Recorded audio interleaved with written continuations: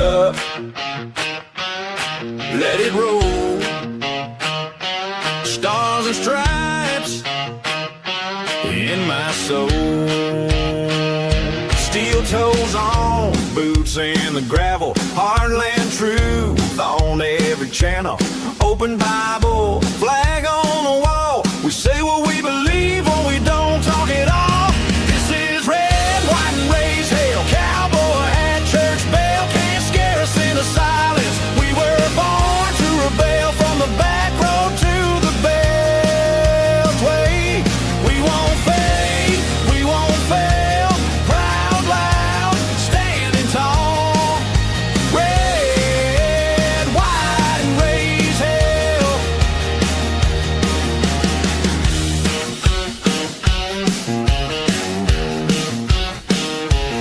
We back the badge, we guard the border. We love our guns and law and order. They try to shame every word we say, but we don't bow down, we just press play. This is red, white, and raise hell. Cowboy hat, church bell can't scare us into silence. We were born to rebel from the back road to the bell. Hey, we won't fade, we won't fail. Proud, loud, standing tall. Red, white, and raise hell.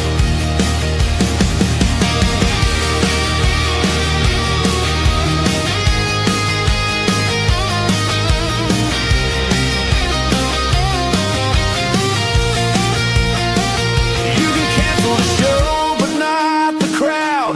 We're still here, still talking loud. Hand of the free on every spell. Hit that mic, host, let the truth ring out. This is red, white, and raised hell. Cowboy hat, church bell can't scare us into silence. We were born to rail from the back road to the beltway. We won't fade, we won't fail. Proud, loud, standing tall. Red, white, and raised hell.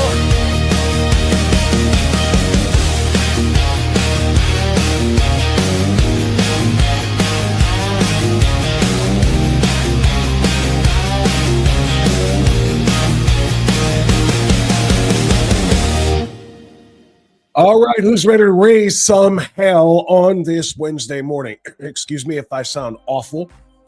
It is, I don't know about you, anybody else being hit with the allergies? I think everything got pounded into the air over the course of going from 50s to 90 to now today it's going to be 60 and massive pollen. I don't know what it is, but I'm allergized out, if you will. So if I sound lousy, it'll get better as the morning goes on. I promise. The more I talk, the better it'll sound. But anyway, thanks for being with us on this Wednesday morning. We are primed and ready for it this morning. Coming up in a half an hour, how do we win elections in the state of Ohio and nationally? How do we win elections not just against Democrats, but for conservatives? It's a question that has been eluding us, especially in Ohio. I bitched for a long time yesterday talking about the difference between Ohio and its redness of a red state and, for example, Florida and its redness of red states. The difference is they have deep, dark red, blood red in Florida because they're conservative Republicans. We have hot pink, barely red here in Ohio, even though we have supermajorities because most of it is rhino. Most of it is rhino. That's why people like Jonathan Broadbent put together the rhino hunters, Ohio rhino hunters, to find the rhinos and get them out. But how do we get them out when we have to vote for them over the Democrats? It's an ongoing conundrum, and it deserves some answers. Jonathan Broadbent is trying to deliver those. It's called precinct strategy. How do we find the conservatives to challenge the rhinos?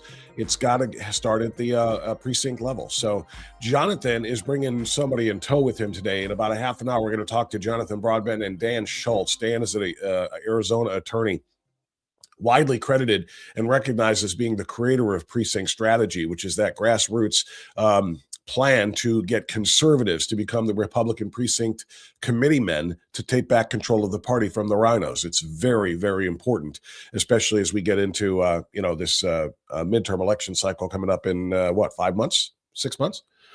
So we're going to talk to Jonathan and Dan Schultz together. That'll be at the bottom of this hour. Then at the bottom of the next hour, we go to our friends at AFP-Ohio. For the first time, we're going to have our first of what will become a weekly segment with Donovan O'Neill, the state director of AFP-Ohio, Americans for Prosperity Ohio. We're going to talk about the fraud and everything that was uncovered and what Vivek Ramaswamy had to say at his press conference yesterday. In fact, I've got some video of that I'm going to play for you shortly.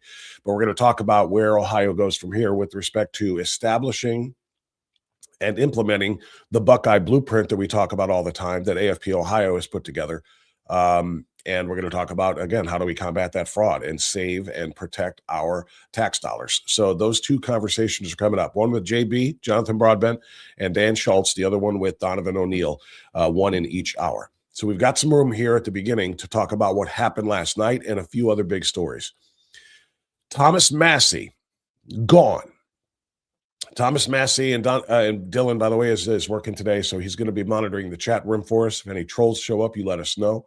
And he's also going to be pulling up some of the content for us here. Thomas Massie dropped yesterday like a bad habit. 10 points. It wasn't close. Trump-backed former Navy SEAL Ed Galbraith took down Thomas Massie, one of the biggest Trump critics in the Republican Party in the Congress in the Kentucky primary yesterday. And like I said, it was supposed to be close. It wasn't close.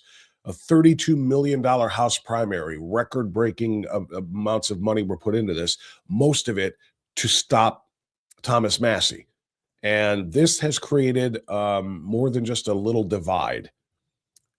This has created almost a civil war in the Republican Party because there are a lot of conservative Republicans for whom I have a great deal of respect who are very upset by this little turn of events. They feel like Thomas Massie was somebody to carry the water, if you will, for the conservative movement. I don't count myself among that crowd.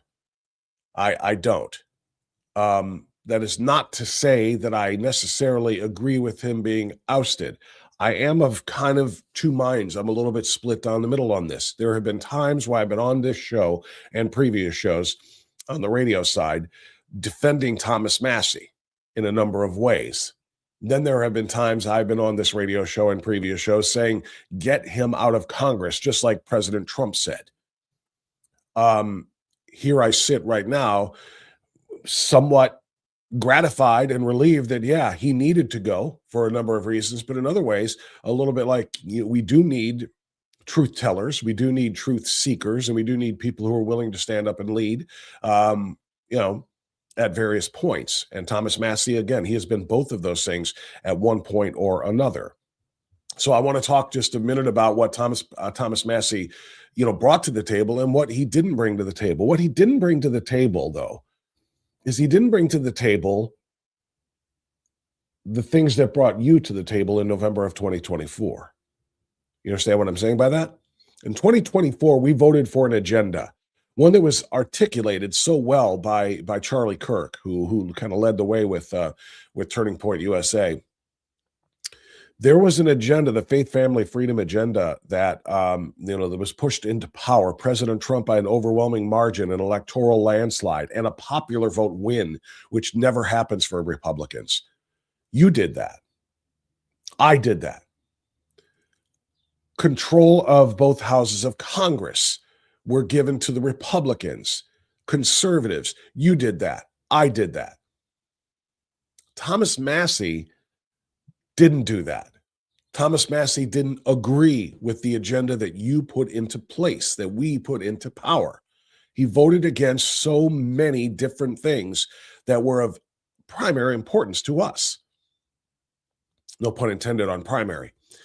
But he got primaried out because Thomas Massie voted against the tax cuts that you and I voted for when we put Trump back into power. We wanted to, first of all, passed those tax cuts in 2017, the Trump family jobs and tax cuts, which we did, then in the one big beautiful bill, we made it permanent and extended them for people who are living on tips, in the gig economy, people who are working a lot of overtime, people who live on Social Security, no tax on those things. Thomas Massie said, no, I'm against that. He claims he's against that, claimed he was against that because of, the ballooning national debt. Well, I don't disagree with that. The national debt is a huge problem, but Thomas Massie is less than a perfect messenger for that, because Thomas Massie voted to lift the debt ceiling when Joe Biden was in power. If it was all about the debt and the debt ceiling, why did Thomas Massie vote to raise that debt ceiling under Joe Biden? But then when President Trump wants to pass the one big beautiful bill to include massive tax cuts for all Americans, he's suddenly opposed to that. He voted against the border wall and border security that was covered in that big bill as well. By voting against one big beautiful bill, he ended up voting against ICE, mass deportation, and the closing of the border wall, or of the border rather. And by the way, the border is sealed tighter than it has ever been sealed in the history of this republic. In our 250th year and our anniversary coming up on July 4, we've never had a more closed border. President Trump just marked his 12th consecutive month of zero releases into the United States from our southern border. Zero. All it took was, President Trump said that at the first State of the Union address, didn't he? All we needed was a different president. We didn't need some $1 trillion bill.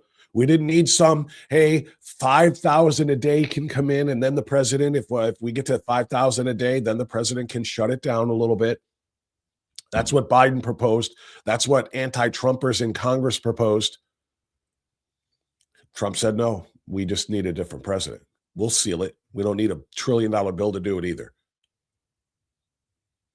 Thomas Massie voted against that. He voted against the deportations. He voted against the president's agenda that you implemented and I implemented. I mean, the bottom line is Kentucky, and in particular, Thomas Massie's district in Kentucky. Thomas Massie's district voted for President Trump over Kamala Harris by 40 points. His district said, we want that agenda, the Trump agenda, make it happen. Well, if the people of your district overwhelmingly supported President Trump, wouldn't it behoove you to represent those people in support of President Trump? Thomas Massie wouldn't do it. And so Thomas Massie ended up losing this race, not by a little bit, but by 10 full points to a non-politician. Trump endorsed, by the way. So Thomas Massie has been fired. And I know that upsets a lot of conservatives. Like I said, it starts a bit of a civil war here in our movement. And a lot of people love Thomas Massie. A lot of people love Thomas Massie because he's been dogged in his pursuit of justice for the victims of Epstein Island. I support that too. But Thomas Massie is playing a dangerous game here. Suddenly, this year, part of last year and this year, that becomes his number one focus. Teaming up with Democrat Ro Khanna to make the Epstein Island files, his number one focus. Did we not know about Jeffrey Epstein in 2021 when Joe Biden was president? Did we not know about Jeffrey Epstein in 2022, 23, 24? We kind of knew. And I didn't hear a word from Thomas Massie about release the files, tell him Merrick Garland, release. It suddenly became a passion project of his just this year, or the first year and 4 months of the Trump term, of 47's term. Why? So Thomas Massie, would he be considered a whistleblower in some circumstances? Yeah. Has he been a conservative leader on some issues? Yeah. But on balance, net positive or net negative for the conservative movement, he was anti-Trump, anti the Trump agenda, which means anti-MAGA and America first. And now he's gone. So this is, this purge of the questionable Trump supporters. And again, this is not about the man. It's not about being sycophantic and sucking up to one individual. It's not about Trump. It's about Trumpism. It is about MAGA. It is about the agenda that we looked at very closely in the 2024 election and said, yes, more of that, please. The Trump agenda must survive Trump. It must outlast him. It will be there. All right, if we take care of business, and that means putting people in place in Congress who are going to continue to champion what we voted for. Again, we didn't vote for Trump as much as we voted for the agenda. Seal the freaking borders, lower our freaking taxes, minimize government, get it out of our faces, get men out of women's sports, and get radical people out of children's lives, trying to sexualize them and trying to convert them into trans kids and all of the rest. President Trump was elected to advance an agenda domestically and with foreign policy that these two guys, that there's one guy in this particular case, but we can go into some of the others who are kind of forced out of Congress now because of their ongoing clash with or their sudden turn against President Trump. Marjorie Taylor Greene among them. You look at people like her and you look at people like Thomas Massie now has been primaried out Trump. The Trump agenda, this is kind of proof that it's not just Trump, it's the Trump agenda, it's the policy. It's what we all looked at when we compared the agenda of the left and the agenda of President Trump in 2024. And we said, that is what we want. Overwhelmingly, look at the number of people who have been primaried out for opposing that agenda. I mean, all across the country. It's primary by primary. We're finding out in Indiana. Now this, of course, in Kentucky. This is the Republican Party is Trump's party. You don't have to like that. But you know what? You better recognize that, and you better kind of decide for yourself whether you want to be, on that train or standing on the tracks when it comes rolling through. It's better to be on that train than standing on the tracks. Thomas Massie was on the tracks yesterday, and now he's done. And the agenda is what matters. It's not a personality clash between Massie and Trump. It was about his opposition to the Trump agenda that we all overwhelmingly passed in 2024. So that's what happened last night with Thomas Massie. If you've got thoughts on it in the chat, I'll be checking back into that whenever I can. I do have interviews coming up here, but I really want to know how you feel about that, because I know there's a bit of a schism. There's a split in the Republican Party and in the conservative movement about Thomas Massie being primaried out yesterday. So that was number one. Number two, excuse me. And if you could throw this up on the screen, Dylan, do I even have this one up here for you to throw up on the screen? I may not. I apologize for that. I probably should have. It's okay. I'll just share it with you myself.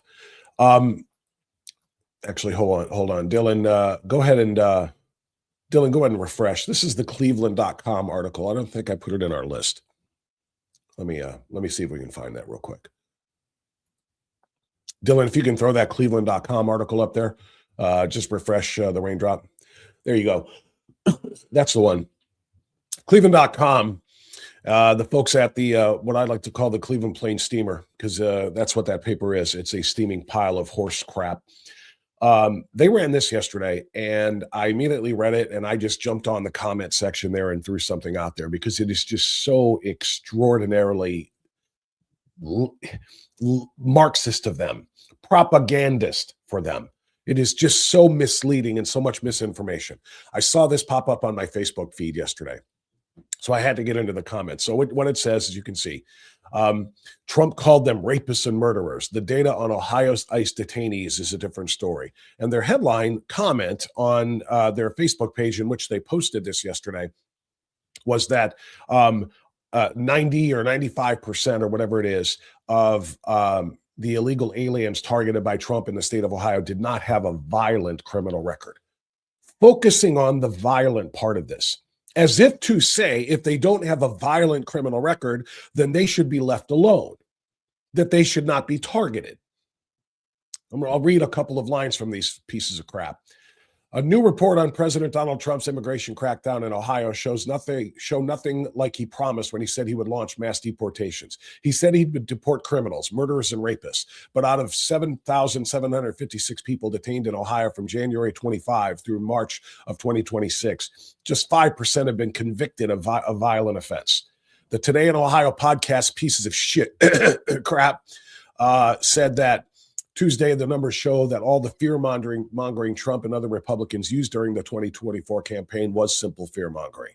Nearly half of the detainees, 47%, had no criminal history at all. Another quarter had only pending charges. Another quarter had non-violent criminal convictions on their records.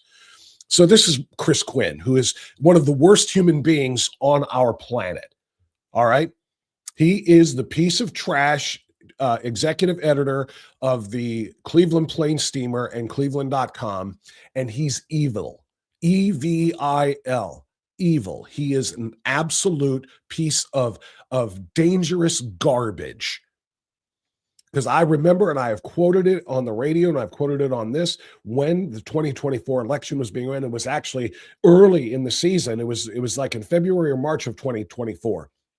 Chris Quinn wrote his op-ed in the Cleveland Plain Steamer and said, if you're looking for objective news coverage, go somewhere else. We are not going to cover Donald Trump as if he's normal. We're going to cover him the way he is, for the evil threat that he is to mankind, et cetera, et cetera. And we don't care basically of what it does to our reputation as a news organization. He wrote, I'm paraphrasing, of course, but he wrote that piece. I read it and I was just aghast. And then a week later, he ran a follow-up saying, I was right to do this. I'm getting thousands of letters from other journalists and other newspapers across the country saying, oh, we're so glad you did this. We want to be able to do the same thing, but we don't have the courage to. He is a self-aggrandizing piece of human flotsam and jetsam. Float away, Chris, float away. But my point to all of this is this article saying that, turns out. And by the way, neither Trump nor the DHS, Tom Homan, or any of them said we're only arresting violent criminals. We were going to prioritize violent criminals. But if, when we try to find the violent criminals on our list, either with charges, convictions, either in this country or another country, we're going to look for them. If we've got to go hunt them down in the neighborhoods, if we've got to go search for them because you're not honoring detainers and holding them for us, if you're not partnering with us, we've got to come in and do it all ourselves, fine. But when we run into the people that they hang out with, which are inevitably and invariably going to be other illegal aliens, maybe without such serious charges or no charges other than their presence here in the United States, we're going to arrest them all. That's what it was. So this entire headline and this entire story is just ridiculous misinformation and propaganda by the radical left against ICE and against President Trump and against national security, border security. These pieces of ish would rather have, honestly, Joe Biden and Kamala Harris's policies in which 10 to 20 million illegal aliens, depending on the unknown number of gotaways, that came into the country over 4 years, excuse me, of Biden. They would rather have that happen again, another 10 to 20 million for these 4 years under Harris. That's what they would rather have. That's why they're continuing to attack ICE, Border Patrol, Trump, Homan, etc. They are traitors to this country. They have a prominent position in the news world as being the only, newspaper really in Northeast Ohio. Yeah, there's a couple of other small papers bouncing around here and there, but they have no influence. The Steamer, just like the Washington Post and the New York Times and the Chicago Tribune and the San Francisco Chronicle and the Los Angeles Times, you can go down the list. They are all the same propaganda rags, and they all have an agenda, and that agenda is to tear this country down, period. And that means stopping people like Trump from doing what you voted for him to do, what we voted for him overwhelmingly to do. Deport the illegals who came in under Biden in massive numbers and seal the damn thing so no more can come in. Well, the second part of that is checked. Mission accomplished. 12 consecutive months of zero releases into the country from our southern border. That's a year. 12 months is a year.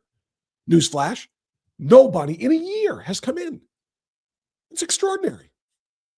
And the deportation needs to be ramped up. Tom Homan and new DHS Secretary Markwayne Mullin says it shall be.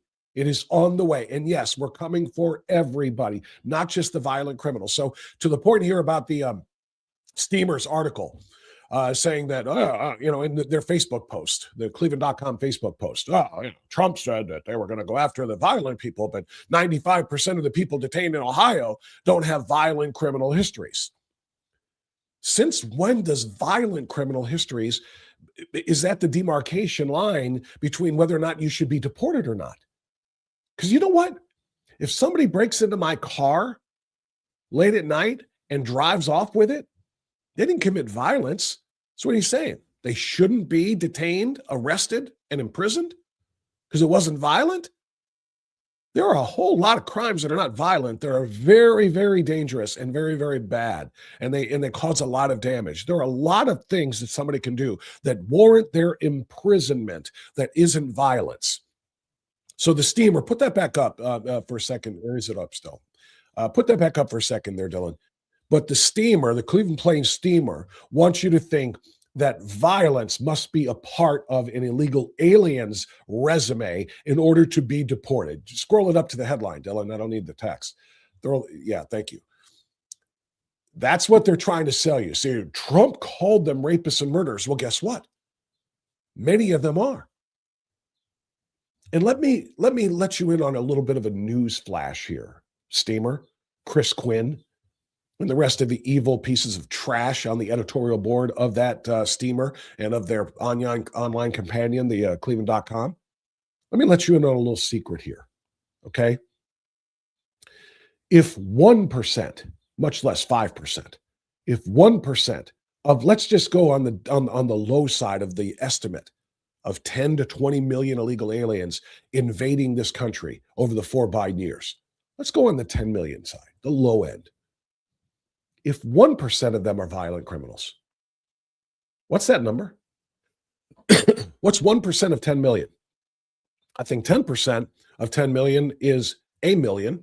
1% would be, and I may be off on the math, I was an English major, but wouldn't that be 100,000 people? Is 1% of 10 million? Is that 100,000 people? Am I off? If 100,000 violent people came into this country, if it was 1%, how many more Sheridan Gormans are going to be murdered?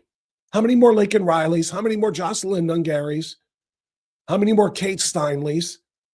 How many more Rachel Morins? How many more victims do we need to see pile up? You're bitching that only 5% is what you're saying of the detainees just in Ohio in the last year have violent convictions. You're not even going to the violent charges they're facing, especially if they're facing violent crime charges from their former countries, which is one of the reasons they fled to the United States. You're not even counting the ones facing charges. You're just saying 5%. Okay, let's play your stupid math game and say you're 95% of the people Trump has detained in Ohio, this is specific to Ohio, don't have violent criminal convictions on their record, but 5% do. Now, let's take what I just said. 1% out of 10 million, if I went on the low end of that, of violent criminals makes this country, these city streets, these communities unsafe, less safe. Now multiply it times 5. Now we're at 500,000. Now we're at 500,000 people. Right? That's what it's just going by your numbers. And you're saying they shouldn't be detained unless they have violence on their resume. They shouldn't be detained. So in other words, like I said, the guy who stole my truck last night didn't do it violently. He didn't shoot me. He didn't throw anything at me. I was asleep. He stole my car in the middle of the night. It wasn't violent. If we catch him, he doesn't go to prison, right? He didn't have a violent criminal history.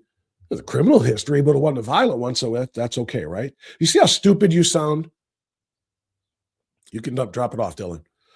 You see how stupid this entire argument is? The idea that it takes violence on the criminal history in order to make them eligible for deportation. It's sickening and it is stupid. And it needs to be called out. We'll have a lot more on that coming up in a bit. I do have guests waiting for me, though. So I want to pause, I should say, by reminding you of our good friend, Charlie. You got problems with your vehicle? You hearing that knock, that ping? Or if it's just, hey, everything's running just fine, but I do have to have the oil changed, tires rotated, top everything off. Here's your answer. If you're in Northeast Ohio, get to Lakewood. Charlie's Auto Repair. Everybody knows Charlie. He is the PIM, the politically incorrect mechanic. He is MAGA all the way. He is America First all the way, and he goes out of his way to make sure that your car is taken care of without any overages. What does that mean? It means there are far too many mechanics and tech people in garages that are going to tell you, because they're taking advantage of your lack of knowledge, that you need parts replaced that your car doesn't even have. And that, I thought it was going to take me an hour of labor to do this. It actually took me 2. The bolts were a lot tighter than I thought they were going to be. It really took a while to get those things off. And people are like, okay.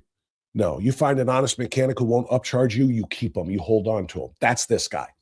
That's Charlie. Get to Charlie's Auto Repair in Lakewood. It's on Madison Avenue, as you see on the screen. The phone number is what you really want to know, because you got to make an appointment. He's busy, busy, busy. It's always a crowded lot. 216-470-0170. If you are a first responder or a veteran or an active military personnel, or if you are just a concealed carry license holder, you get 10% off all services at Charlie's Auto Repair. So if you need routine maintenance, or if you need repairs, all the way up to and including the electronics, getting e-check verified and confirmed, or an overhaul. If you need a new transmission or new engine, Charlie's got you covered. Charlie's Auto Repair is a foundational partner and sponsor of Strictly Speaking Unfiltered, and he is our go-to guy. All right, friends. So I want to pivot now. I want to talk about how can we make Ohio more Florida? I think that's what I want to do, really. I want to make Ohio more Florida. Florida is a deep red, supermajority Republican state, and they get stuff done. It's because they have a governor who is actually conservative and actually not afraid to take on anybody. And they've got a supportive legislature that does the same thing. They know how to find conservatives and get them elected, not just Republicans. It's why the red state of Florida, like the red state of Tennessee, largely, those states are blood red. Ohio's red state is more of a hot pink. It's a little bit reddish from time to time, but it's filled with so many rhinos. It is, we're not getting things done the way they are in some of those other states. Jonathan Broadbent is the founder of Unwoke Investing, and he's just a leading voice in the precinct strategy movement. He's going to join us here. We've talked about this before, about shareholder activism, local party infrastructure, and how it begins at the precinct level, at the grassroots level, to find conservatives to vote for, so we don't have to settle for, the rhinos. We end up in a state where we are now. We've got to settle for some rhinos that we have to support in the upcoming, general election in November, because the alternative is to turn Ohio blue. And sadly enough, hot pink is better than blue. So that's what Jonathan does. Dan Schultz is an Arizona attorney and an Army veteran and an author. As a matter of fact, he wrote a book called How to Get Into the Real Ball Game of Politics, Where You Live to Help the President Make America Great Again. That's a hell of a title. He is widely credited as being the creator of the precinct strategy we're talking about, a grassroots plan to encourage conservatives to become precinct committeemen and take back control of the party from the ground up, and to get conservatives elected as opposed to rhinos. That's what these two guys do, and they're here to talk about it with us and share it with us right now. So Jonathan Broadbent, Dan Schultz, let's bring them up. Dylan, there we go. I see Jonathan and I see Dan. Gentlemen, how are you this morning? Good morning. Morning. I appreciate you guys being here with us. Okay, I'm hearing a little bit of a feedback there. Somebody's speaker might be up. There we go. I think it's better now. All right. So Jonathan, thank you for the time, and thanks for setting this up too. You've been very active in our conservative signal chat, our encrypted signal chat, and it's great when you don't invite reporters in. Talking about signal. Sorry, a little flashback there. But you had been very active in writing about this and talking about, especially after the Ohio primary, leading up to and after the Ohio primary, about what needs to happen here. so that we can kind of get out of this malaise we're in, where we're stuck, with rhino, Republicans, and the lesser of two evil thing happens during these general elections. And I said, hey, let's talk about this. And you said, I'll do more than that. I'll bring an expert on who can talk about the way out of this and the way forward. And that's what Dan is. But I'm going to start with you, Jonathan, and give me some of the groundwork. We talked about this a couple of months ago too, but give me some of the groundwork and give people who don't know exactly what precinct strategy is a little bit of a primer. Absolutely. I'm happy to. And it gives me great pleasure to introduce two friends of mine, Dan Schultz, Bob France, Dan Schultz. So I talk a lot about precinct strategy, and I have been for years. And people have gotten to know me as somebody who's been advocating, training, bringing people up from grassroots. And people think that with about 5 years under my belt and some successes, and I've run precinct strategy, that people look at, especially around Ohio, look at me like, wow, that's great that you're able to accomplish that stuff. But really, the hat goes off to Dan Schultz, who's been at it for 16, 17 years. Dan Schultz started precinct strategy out of Maricopa County, Arizona. Dan, was it about 17 years ago? Yeah, in 2009 is when I really started recruiting after Barry Soetoro got elected, our Manchurian candidate got elected to the presidency. Exactly. Hopefully everybody in this audience knows who he meant when he said Barry Soetoro. So, that would be our former president, right. Number 45. So, excuse me, 44, beg your pardon. Go ahead, Jonathan. So I just want to interject from Ohio perspective, and then I'm really interested in introducing Ohio, or more of Ohio, to Dan Schultz. But there's a group of us about 5 years ago that started meeting regularly in my community and just decided we've had enough. There's bad stuff happening in school districts, and not enough people fighting for and advocating for First Amendment, Second Amendment, you name it. And we were just talking about the issues.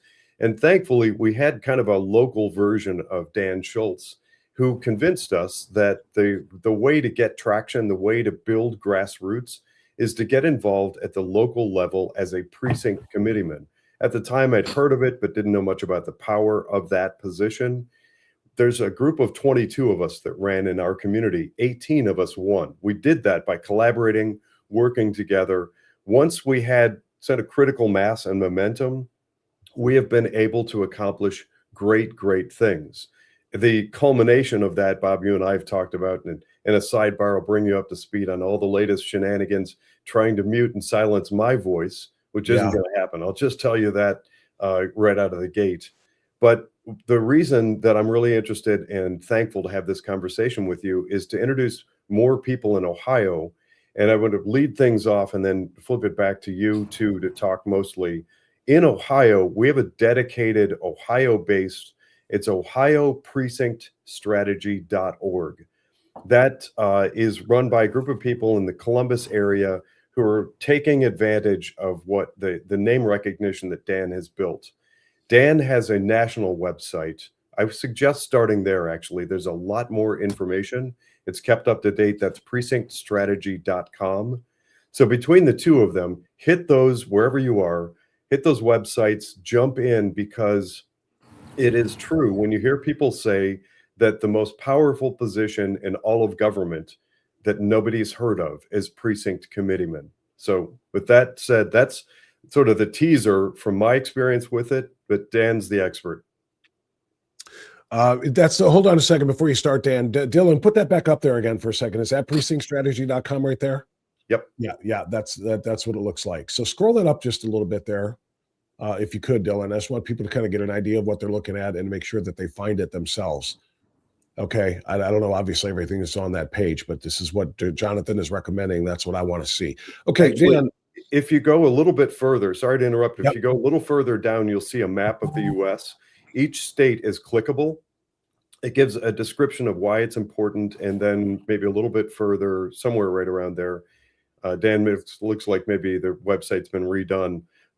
I'll leave it to Dan to tell people where to go to find the map, and you can see things about specific states. So if you're outside of the state of Ohio listening to this, all 50 states are covered. You can click on your state and get info. Perfect. Dan, take it from there. Tell us about the origin. You said 2009, if I heard you right before. is when you kind of started this, this experiment or whatever it is that you want to call it, this movement for precinct strategy. So take it from there. Yeah, I moved over to Arizona around 2000, and I had been living in California, and then I was commuting back and forth, and it's a long story. But eventually it got to the point once I got to Arizona, around 2007, where, the illegals were just out of control. And I knew I had to do something. So I knew a border militia was starting, just to go down to the border and help the border patrol with spotting, people coming across the border. And I went to that meeting, and then a guy stood up and said, there's another thing that we can do. We can get involved in politics here in Arizona. Well, I thought I was living in Goldwater country, and I wasn't needed in the Republican Party. I should have known better, because Janet Napolitano was our governor at the time, if you know who she is, a leftist. Anyways, a guy stood up and he said, we ought to also get involved in local Republican Party politics. You're needed in well, ding, ding, ding. I knew exactly what that was from 7th grade civics. And I never got involved in the Republican Party over in California, because, believe it or not, back then, California was kind of red. I had started the Second Amendment Society, Lawyers Second Amendment Society, when the assault weapons ban was passed, and I helped on some campaigns, but I never joined the party. Well, then I sought out my local Republican Party committee, and when I got there, after calling and calling, there was no internet then, really, no websites, a few, and I finally found my local committee, and when I got there, there was 20 people. I said, "Where is everybody?" And they said, "What do you mean?" I go, "There's only 20 people here." And he said, "Well, it's about what we get every year." And the rhinos were running it every month. And I said, "Well, how many slots are there?" Oh, they said, "We have 160 slots." Now remember, these are people who get elected in the primary, volunteers in the Republican Party. 160 slots. I said, "How many are filled?" 40. I go, so we were at 25% strength, and that's the way it was all across the state. And, that was a shocker for me. Then John McCain loses to Barry Soetoro, and our February meeting came around after the January installation of the leftist Manchurian candidate. And they said, "Well, we'll see you in 2 months." I said, "What do you mean 2 months?" We were meeting, monthly at that time. "Well, when off year elections, off year years for midterms, our bylaws say we meet every 2 months." I said, every 2 months? We should be meeting every 2 weeks. We just elected a communist and a Marxist. Oh, so I made a motion that let's start meeting monthly, not every other month. And then the Tea Party movement started. I started going to the Tea Party rallies. I started recruiting, and nobody knew what a precinct committeeman was. Every time I asked somebody, "Hey, have you ever thought about becoming a Republican Party precinct committeeman?" They'd say, "What's a precinct committeeman?" And then I knew, holy shit, excuse my French. We've got a problem in the United States of America. We're not organized and united politically. We're scattered in all these groups. And so my message is, and it's basically the precinct strategy mantra. And I didn't think this up. I learned it in 7th grade civics. And I've got a document here, a precinct education program handbook. This is from the RNC in 1962. Wow. A buddy of mine found this on the internet. It's the precinct committeeman strategy. And it's on our communications and collaboration platform, and anybody can download it. It's 120 pages. It's really, really comprehensive, but there's 6 or 7 pages. It's the gist of it. The mantra is this: conservatives don't have a political party. We're not in charge of the Republican Party. Trump's not in charge of the Republican Party, but conservatives could be if they got organized and united politically where they live in their respective local Republican Party committees, where there is a huge power vacuum. It's all explained at my website, precinctstrategy.com. I'm not going to save the Republic. You aren't going to. Jonathan's not going to save it. We, the people, are going to. We, the good, decent Americans, are going to do it if we get organized and united locally. And we've got to have a line out the door every month moving forward at our respective local Republican Party committee meetings for two reasons. One, it's the best way to get involved, to get out the vote for the best Republican candidates and even endorse candidates in the primary if your bylaws allow it. And then secondly, and if they don't, you do it unofficially. And then secondly, it is the only way to change the Republican Party. You cannot buy a seat on the RNC. You have to get elected. Who elects you? Precinct committeemen elect the electors of the 3 members of the RNC from each state. The chairman, the state chairman, the national committeeman, and the national committeewoman. Who elects those 3 people?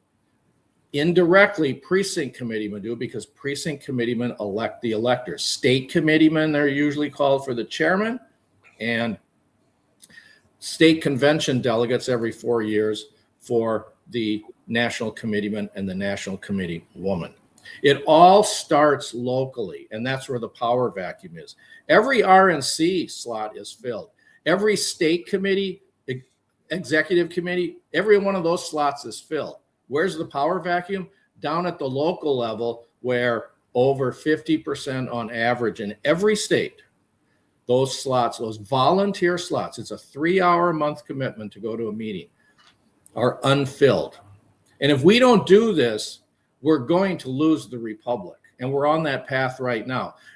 Now, all this stuff about the primaries going on right now, here's what's happened so far. 2 members of the House have been thrown out in the primaries. 2 Republicans, Dan Crenshaw and now Thomas Massey. 2. 1 senator, Bill Cassidy. That's it. All this other stuff down at the local level in Indiana and the state legislatures, that's nothing. I already did the research on it. 95% of the senators probably are going to win, and so far that's the path. Those are the results of the U.S. senators, and 97% of the House members are going to win their primaries. And so far, those are the stats. In Texas, every single state legislator in their state legislature, every single one with an R after their name, won in their primary. You know what the turnout was in the Texas primary with all the Muslim problems and everything going on in Texas? A whopping 32% of Republicans turned out in the primary. Wow. And the average turnout in a Republican primary in the United States over the last 50 years, guess what the percentage is? Well, I'll tell you. The average is 20%. That's where we can change everything. What was ours? Primaries. What was ours on May 5th, Jonathan? What was our Ohio Republican turnout? Do you recall? I don't recall off the top of my head state level. I was very focused on county level. Our county actually was about what Dan's describing, mostly hitting 22 to 30%. But I think our county was a little bit on the high side. When you factor in places like Cuyahoga, Franklin, and Butler County, where turnout is low teens. So I'm guessing on average, Ohio, I think consistently has been like 19 to 22%, which is horrible. So, Dan, obviously there's a correlation you're drawing here between, the turnout and the lack of local involvement. You talk about how empty so many of these seats are. And Jonathan and I talked about this a little bit with respect to Central Committee and so forth, like I said, a few weeks ago, but tell us a little bit more about that. You said that if you look at all of the national positions on the RNC and state RNC, state committee and so forth, those are all filled, but the local 50% empty. First of all, why? Second of all, what's the solution? How do we involve people, or rather encourage people to get involved and take, as you say, unpaid volunteer positions, to make a difference? Can I just interject really quickly to feed Dan some material here? By all means. Dan and I have been friends and hosting X Spaces. We did for 2.5 years, twice a week, we were hosting X Spaces, training the nation on precinct strategy. So I consider myself largely personally trained by Dan Schultz, and I will cut to the chase in the most recent May 5th elections. Looking at my county turnout, my precinct in the county of Geauga had far and away, by far, the largest voter turnout. That is a result, that's a direct result of having spent a couple of years being friends with, listening to Dan Schultz. So Dan, I'll cut back over to you.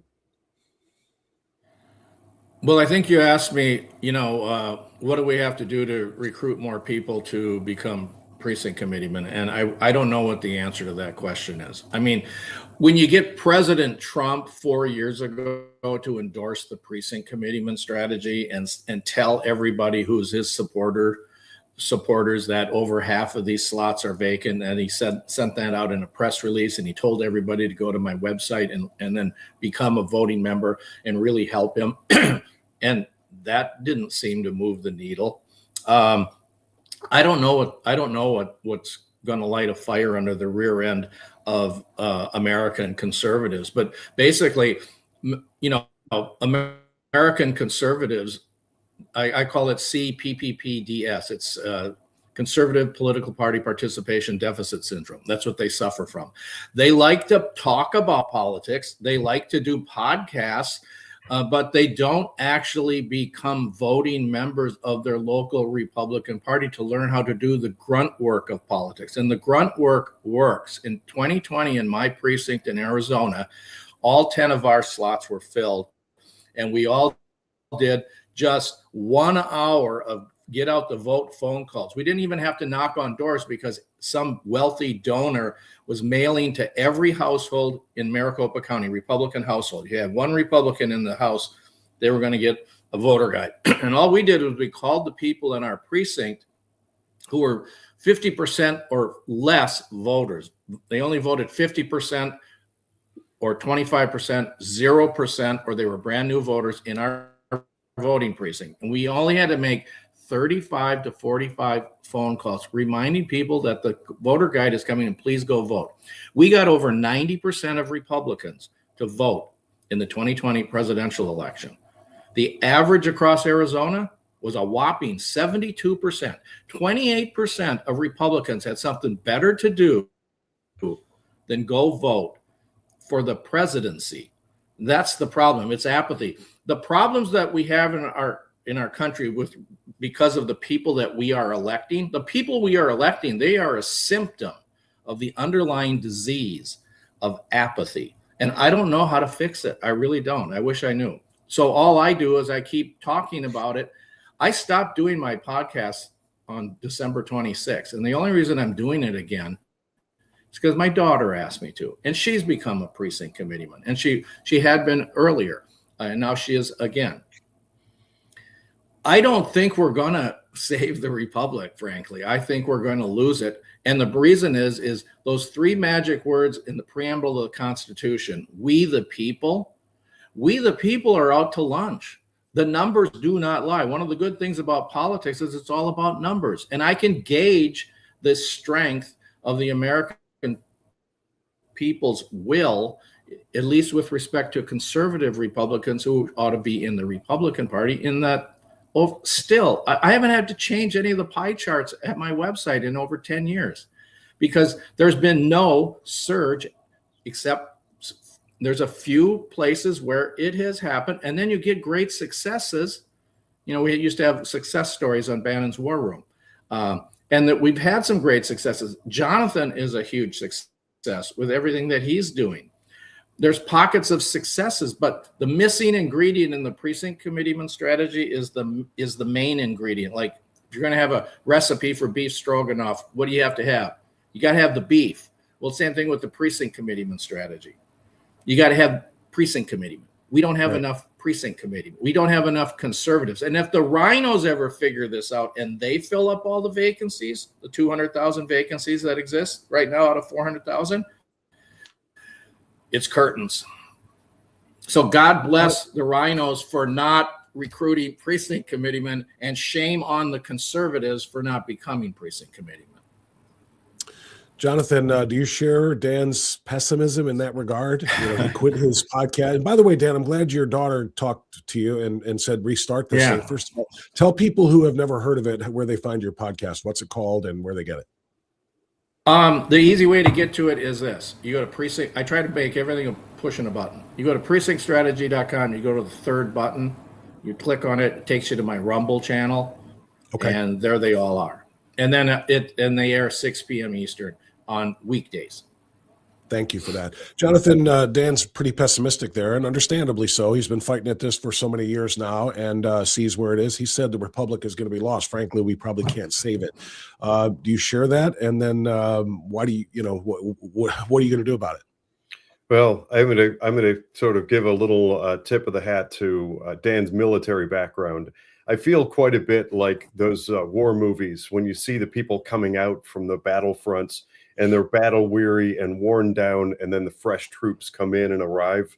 This is kind of like World War II and all those war movies we all grew up watching. Dan is one of those people that's been in the battlefront for 16 years, and he's battle weary, and he's leaving. And I still consider myself fairly fresh and new into the fight at only 5 years. So I'm more optimistic. I do talk to people. I have communications that make me hopeful for the future. And there are people that I talk to regularly. It really just takes getting that light bulb to turn on. For me, I escaped Cuyahoga County some years ago. And in Cuyahoga County, very left, liberal, generally speaking, very progressive, communist, Marxist, whatever it is. And there were people that would talk to me about this. A good friend of mine for years would tell me about these empty seats. And I just pictured a room where there weren't enough people to fill chairs or something. I wasn't sure what it all meant. And I heard it several times. It took a while for that to click with me. And finally, the light bulb went on.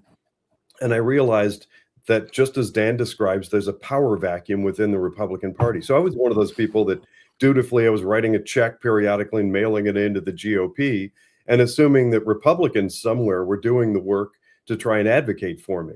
I ultimately came to the conclusion I was completely wrong, that there were people that were just shoving my check in their pocket and not doing the right things to advocate for me, for America, for our values, for our Constitution, for our rights, for our sovereignty. And suddenly the light bulb went on. I was like, oh yeah, that old expression, be the change you want to see.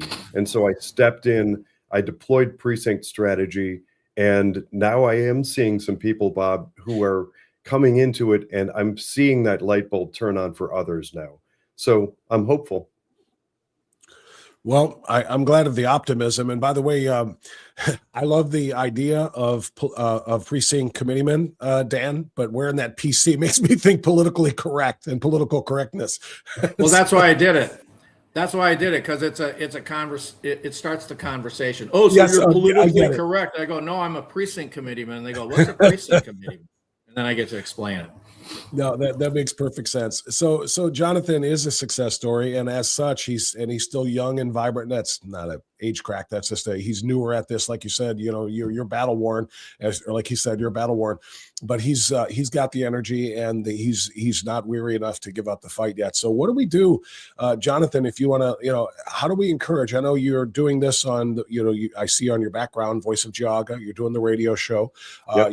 You're doing Ohio Political News with Joe, and you're trying to get some other people informed. And I love the fact that you're everywhere. And you're working in organizations like Protect Ohio Children North and so many other things. You're out there getting it out there, but you are something of an anomaly. There aren't a whole lot of people like you out there. So I want to be encouraged by what you're doing rather than discouraged by what Dan is saying, that, the reality is where it is after, 16 years or so of him fighting this fight.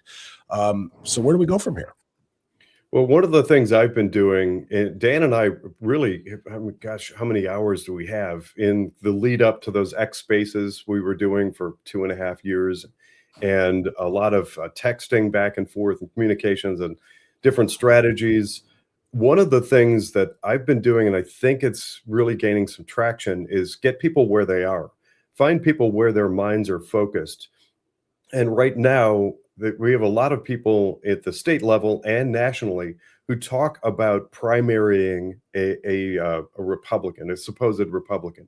So two things, in case your audience doesn't already know, I run Ohio Rhino Hunters. That's all over social media. So find me there, Ohio Rhino Hunters. We need to call out the people who are in the Republican Party who don't belong there.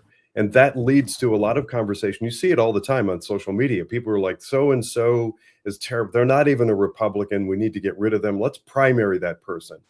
And I challenge those people. You're thinking that you want to primary that person, which means replace them with a better politician, a better actual Republican. How do you primary? There's one way to primary people: control endorsements. There's one way to control endorsements, and that's controlling the party. That leads you directly to precinct strategy. So to put a little finer point on that for anybody that doesn't. But how do you, I'm sorry, Jonathan, to interrupt, but Go ahead.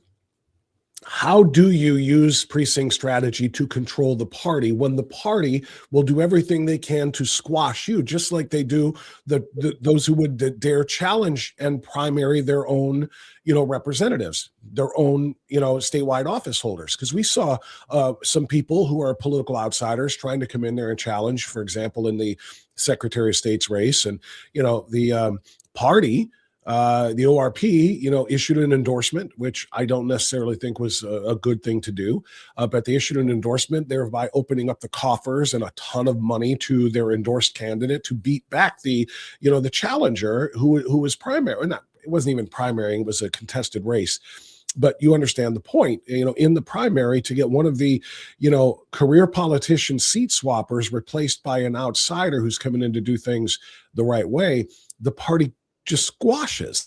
And they do the same thing, it feels like anyway, anybody who wants to come in and take over the party by way of precinct strategy like you're discussing.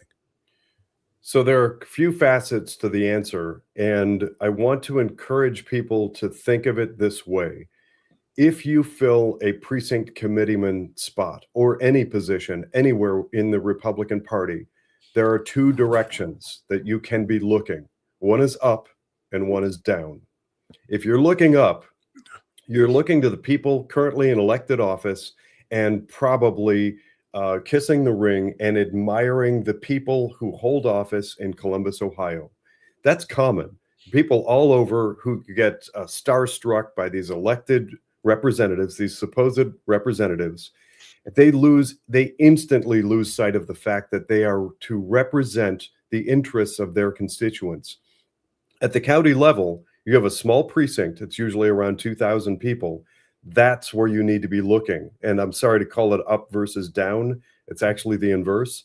The real place to be looking is at your constituents and their interests. When you step in as an effective precinct committeeman, you should always be willing to thumb a nose at those elected officials, hold them accountable, and do your job as a representative to represent the interests of those people who are your constituents. Building from there and answering your question, Bob, when we build, and I can't help myself, I have to keep going back and referencing the Indians of the late 90s. The Cleveland Indians were a good team because they built a good farm system and built a good franchise from the ground up. They didn't try to go out like the New York Yankees and buy a bunch of high-profile $70 million a year athletes.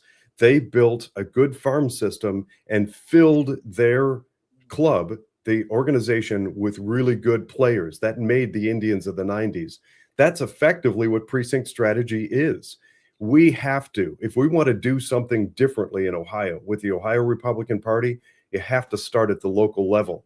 It's not going to be an overnight fix because it's been broken for decades. But eventually you fill that local precinct where you live, and then you work on the county and get the county primarily full of America First, constitutional loving, freedom loving Americans. Then your county suddenly starts advocating for you, we the people, and becomes a voice of the people. If enough counties do that, then the Ohio Republican Party looks very, very different in the future. It's no longer this corrupt cabal, and we refer to it, I like to refer to it as the Columbus cartel. Those people in Columbus, I take that from Tom Z, those people in Columbus who just work on perpetuating corruption in order to fill their pockets, they end up replaced. And you can replace them easily when you overpower them. We can't overpower them when there's a power vacuum. That goes right back to Dan's point. So that is, and it continues to be, it is recruit, recruit, recruit.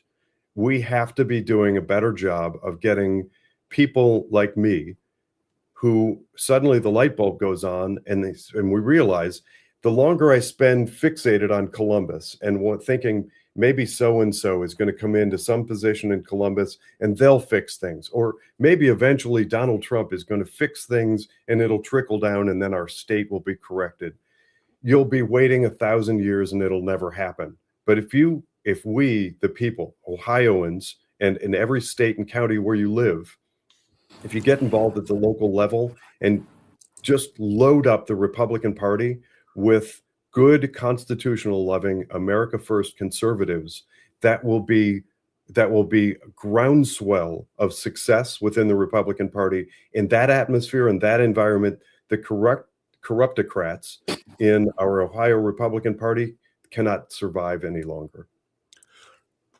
Jonathan, that's a very comprehensive answer, and it's appreciated. I want to build on it, going back to Dan here for a second, build on your Indians analogy. The one thing that built those those great teams that they had in the 90s, you're right about about the farm team. They didn't go out there and sign a bunch of high price free agents. They added when they had to, but it was largely built from the ground up. There's still guys that got paid, though. Those are professional ball players that were doing this for a salary. Do we need to start maybe offering some sort of compensation to fill precinct committee positions, so that people feel like they've got, I don't know, some recognition? I love volunteerism. Don't get me wrong. I'm just trying to think, if the spaces are going unfilled and people know that, and for them, maybe it's not enough gratification to know that they played a role in saving their state, advancing the agenda of conservative values and so forth. If it's more than that, do we need to start finding a fund, getting some donors or whatever to compensate committee members? Is that a thought? Either one of you. Oh, I thought it was going to Dan. I think that's Dan. Dan, you're kind of the short answer to that is no, because nobody has that kind of money. And frankly, what I wanted to tell your audience is, because I've seen some comments popping up on my screen while we've been talking about various things. Mm-hmm. And what I always tell everybody to do when I'm trying to recruit them is, would you go on a reconnaissance mission? I was in the Army. I was an intel officer. It was easier for me I was a case officer. I had to recruit people to go on secret and dangerous missions on behalf of United States intelligence into communist countries, with the idea that if you get caught, and telling them, I'm going to train you to go in there and everything, but if you get caught, we're going to disavow any relationship with you if you get caught, and tell the authorities there who you are, who you work for, and this was all undercover, and I was using pseudonyms and all that. It was easier for me to recruit people to do that than to recruit them to go to one meeting and just check out their local Republican Party monthly meeting. It was easier for me to do that than to get people to go and just go, would you please just go and see what it's like? Because once you get there and you see who's running that local committee and how that meeting is run and who's there, and the average age is going to be like 70. I'm 70 now. I just had my meeting last night. I'm the vice chair of the Buffalo County Republican Committee. How did that happen? I volunteered. I went to the organizational meeting. I raised my hand and said, I want to be a member of this committee. And I had to wait a year because of our bylaws. And then when our chairman decided he didn't want to do it anymore, he asked me to step into the vice chair roles, and he asked the current vice chair to step into the chairman role. How did all that happen? It happened because I showed up at a meeting. I volunteered my time, okay? And if we can't even volunteer 3 hours a month to save the republic, we're going to lose it, and we're on the glide path to losing it. So, no, money isn't going to solve the problem. Americans are going to solve the problem, and sacrificing 3 hours a month. Go to your local meeting and check it out and see what the hell is going on there. And you're going to go, holy crap, I better get involved, because look at the people running this meeting. And over half of the slots on average are going to be vacant. that's what you got to do. You got to first go to the meeting. You got to get into what my friend Ron Robinson used to call meat space, not virtual space, typing away on the internet day after day, do this, do that, and then we'll save the republic. You got to go take action. You got to physically go and put your rear end on a folding chair and sit there and just listen. And don't go wearing a shirt like this or Trump gear. And it's all explained at my website. Find your local committee, go to the meeting, lay low, say, I'm a good Republican and I want to elect more Republicans, and wear, something nondescript, and just listen and say, I'll make coffee. I want to become a voting member of this committee. How do I do it? And if the rhinos are in charge, they're not going to want you.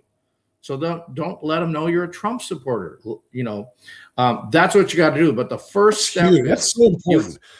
I apologize for the interruption here, Dan, but that's okay. I talk about that all the time. Fly your flag high. Let people, because there's, the old adage of there's safety in numbers. There is power in numbers. And a lot of people who are a little bit afraid to say, I'm a Trump supporter, I'm MAGA, I'm America First or whatever, because they're going to get canceled or they're going to get whatever consequence comes with that. I'm telling people, wear your shirts, wear your hats, fly your Trump flag off of your truck, whatever you want to do. Don't let them cow you into, into the shadows, because other people need to know, hey, look at that. There's another guy like me. I want to be a part of this. And now I'm going to be a little bit more emboldened to speak up if there's others. But what you're saying makes perfect sense. If you're going to go to these meetings, you can't fly that flag because you'll never get an opportunity. You've got to lay low and then do what you do once you get inside. So that's a really important point you make up. Well, tie that together. So the bottom, go ahead, Donovan. I'll just really quickly interject.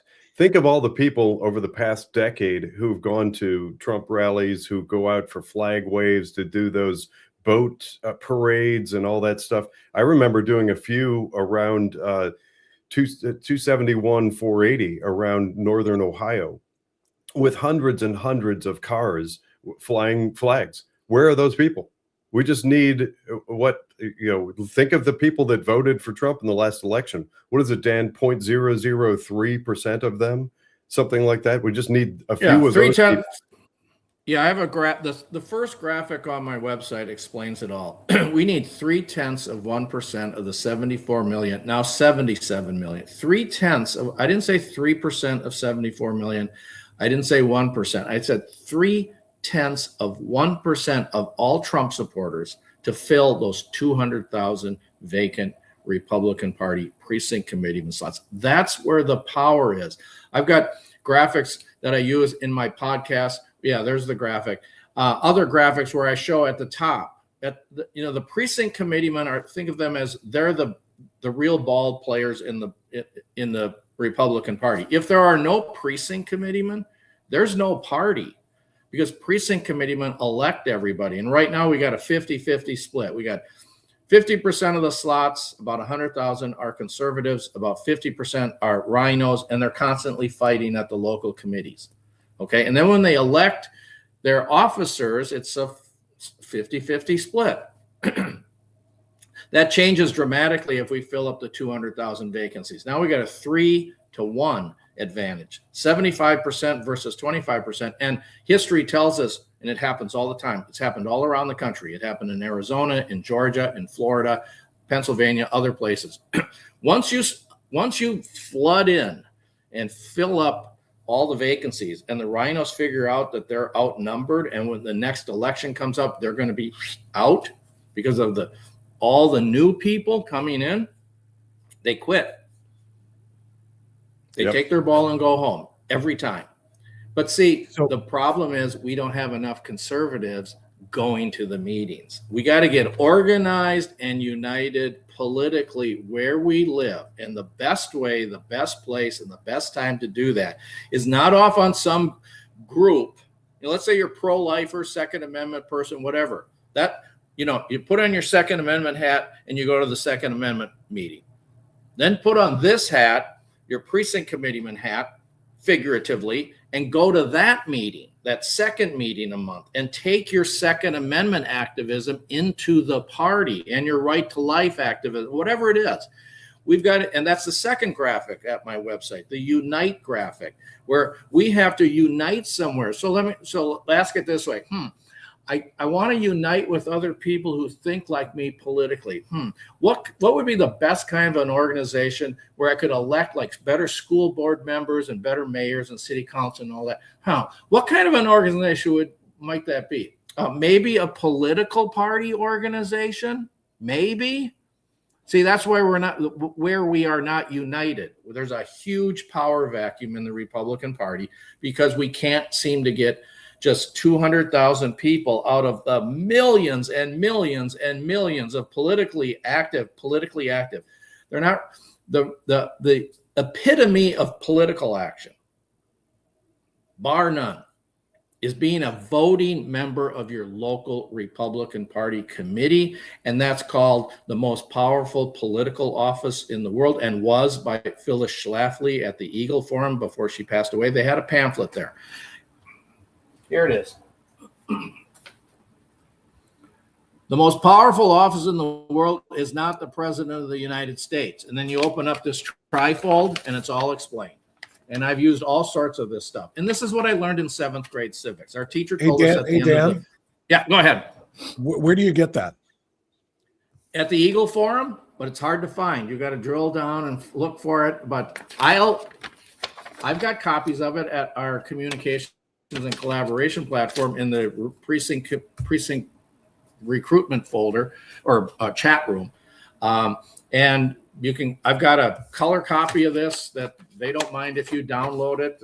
They don't care. Okay, that's what I want to know. Is it something people can eagleforum.org. What's that? Eagleforum.org. Yeah, I just want, because that's, I would like to read that trifold as well. And I'm sure a lot of other people watching would too. So where can they get it? Well, I'll email one to you. Yeah, but what I'd rather you do is sign up and get on the communications and collaboration platform, and then you can download it. And I don't have to email it. Okay, that's we got to look at what we're doing. Look at what we're doing right now. We've got all this technology to network and get organized and united. Why can't we fill up 200,000 vacancies? Because everybody's like with respect to politics instead of actually doing politics. And you do it by becoming a voting member of your local committee. And it's not a heavy lift. They taught me how to do it in 7th grade in public school here in Wisconsin. And at the end of the semester, the first semester, we had 2 semesters of civics and part of social studies.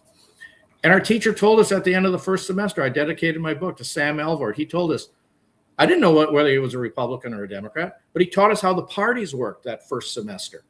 And he said, here's what, when you get to be 21, back then voting age was 21.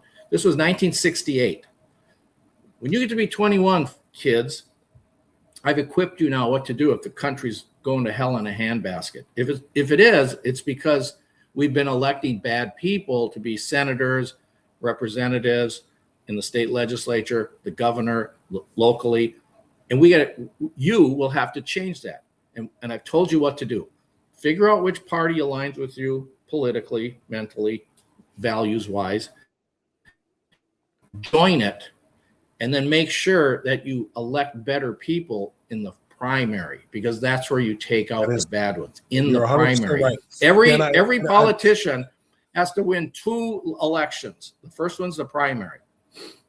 You're exactly right. And gentlemen, I'm going to have to cut it short here because I've got a guest coming up at the bottom of this hour. But I want to close our conversation with saying I agree with the strategy. I agree with precinct committee strategy and everything you're talking about. What you just said about the primary, that's where we find our winners, and that's where we find the true, conservative, values-driven people that we want in these positions. But sometimes we don't get what we want. And we didn't in some of these races this past May 5th, in our primary. So Jonathan, my first response was on May 6th, I came out and I had a graphic on this screen. I did my show and I had a bunch of the people that I did not even vote for, but they won. And I said, time to unite behind them. We have to do that. So what is your advice about that? Because, it's kind of perpetuating the cycle. If we take the people who are rhinos, who are not really the best people for the job that we realized, in the primary, but we have to either support them and perpetuate that cycle, or let the Democrats win. If we sit it out because we didn't take action early enough, we didn't get into the precinct strategies, and we didn't do what we needed to do to get our good people across the finish line. What do you recommend? And either one of you or both of you can give me maybe just 60 seconds each on this, because my thought was, now it's time to unite behind people that we don't think are the best people for the job, but they're a damn sight better than the Democrats in the state of Ohio. I don't want my state going blue either. So what do we do? Jonathan, go first. I'm going to step in with another sports analogy because, heck, we're in Ohio. Looking at the dismal track record of the Browns and the Browns recruiting history, we have two things that we have to look at. Yes, it is possible and maybe advisable to continue to support your lowly Browns, as you know they're going to go into a losing season after horrible recruiting. But for heaven's sakes, change the recruiting method. Change the people who are doing the recruiting. That's what we're talking about here. Precinct strategy is something that everybody should know of. You should know who your local representative is at your precinct, where you vote. And if it's vacant, fill it yourself or find somebody else who will fill it with conservative values. And so in the future, we don't have this same conversation with Bob Frantz the next election cycle with a whole bunch of people that nobody wants and nobody likes and people are upset about. And you're talking again and again and again. It's like at Groundhog Day with the lesser of two evils. And I'm air quoting that. Let's stop having that conversation. And going back to what Bob said, I think it's particularly interesting because I grew up half in Florida, that Bob is acknowledging the conservative values of all places, the state of Florida right now. But he's right.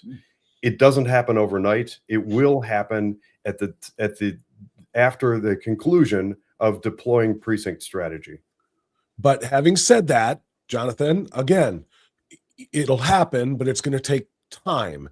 But for now, 6 months from now, we're going to vote on the leadership of the state of Ohio. We've got to do what we got to do here, don't we? Because if we sit home, they're not sitting home. Amy Acton and Allison Russo, their voters are not going to sit home. They're ready to go. And so if we say, well, until we build this right and get the right people in charge and build the precinct strategy and so forth, and it makes us lethargic and it makes us, unmotivated to get to the polls, we're going to lose the state, right? We can't sit it out. That's absolutely true. And what we're seeing in Ohio has been the same strategy that's successfully deployed over and over again. News media, social media will do everything in their power to demoralize conservative, patriotic Americans and make us feel like there's no hope. That's not the case, and I encourage your audience to tune out the talking heads on mainstream media. There is hope, and you do need to go out. We need you to go out and vote in this general election in November of this year. That what I hope for in a better Republican Party, if we had a better ORP, they would push to have something, literally anything on the ballot that's sexy and exciting. Right now, we've got nothing. There's nothing. On the left, they're excited about it. They're thinking that if they get Amy Acton, then hoorah, they can sing Kumbaya all the way into Marxist utopia, and nobody will have to work, and we all can get high and play video games, and everyone will just hand out money because that's what they're all promised, apparently, on that side. On our side, we need something comparable. We need an equivalent to get people out into voting locations. So far, I'm not seeing it, but that take as a word of encouragement. And I'll say the same thing on Ohio Political News and Voice of Geauga. Somebody somewhere in the Republican Party in the state of Ohio needs to come up with something to put on the ballot.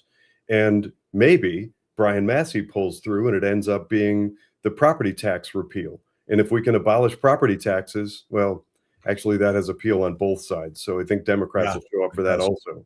But something should be done. Just use the same strategy the left uses. Put something on the ballot that gets people motivated to go out and vote. That's the answer. Dan Schultz, our guest from Arizona. I'll give you the last 60 seconds. Go ahead. Well, I tell everybody, listen, I'm not asking you to go to Valley Forge for the winter, okay? I'm asking you to sacrifice 3 hours a month. And if you can't do that, then just don't even listen to me. Just stop, okay?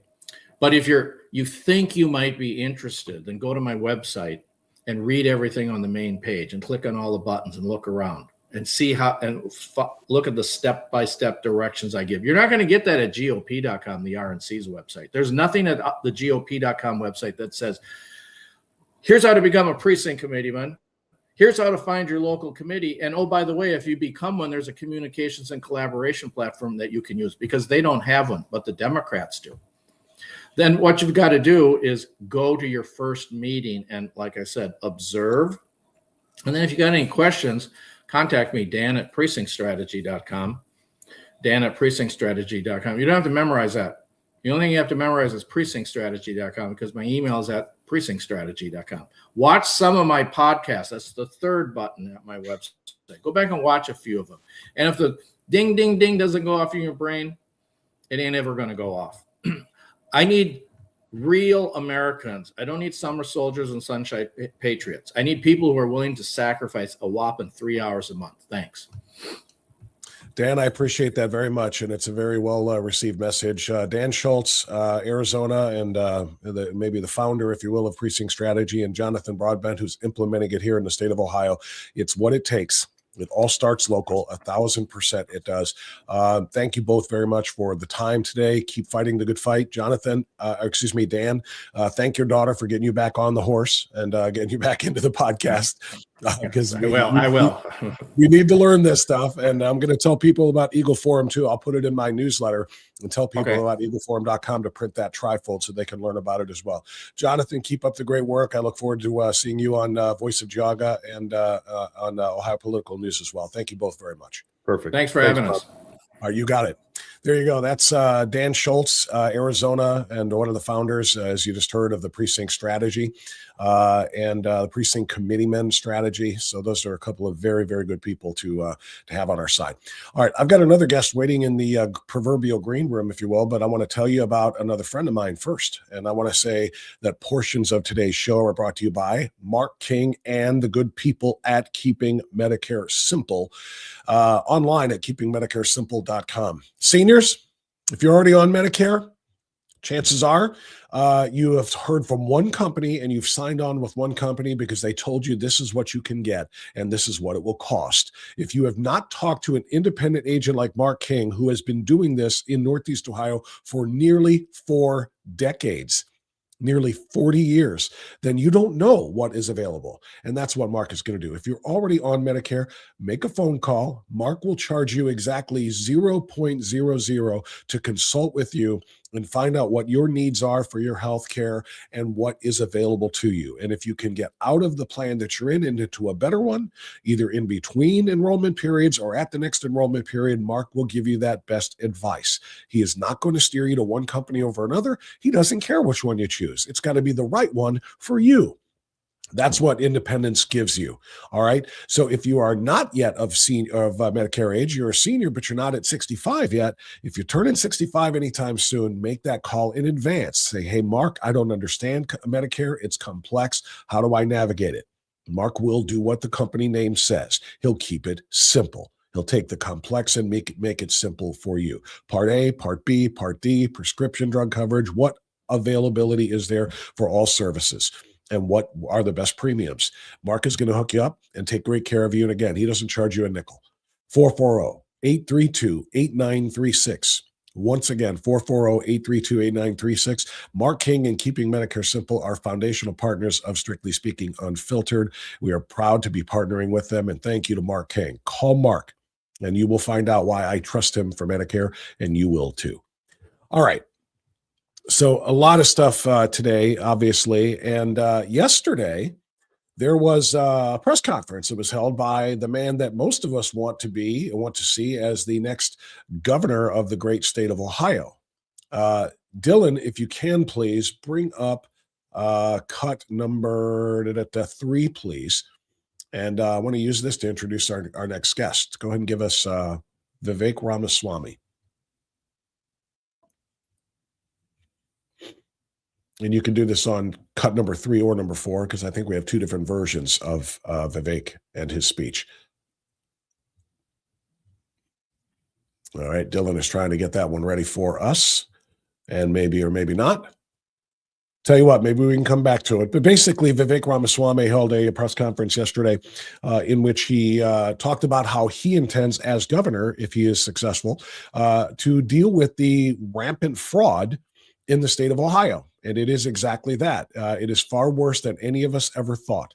The expose done by the Daily Wire, a week-long series in which they exposed the Medicaid fraud in Columbus and in Franklin County, it's extraordinary. And we want our money back. Are we going to get our money back? I don't know. But I know that one organization that is fighting very, very hard to make that happen is our friends at AFP-Ohio, to be more precise. Americans for Prosperity. They are focusing on the Medicaid oversight and fiscal sustainability issue. They issued a press release yesterday talking about what Ohio leaders need to have done. And I am pleased now and privileged to invite the state director of AFP-Ohio, Donovan O'Neill, to our program.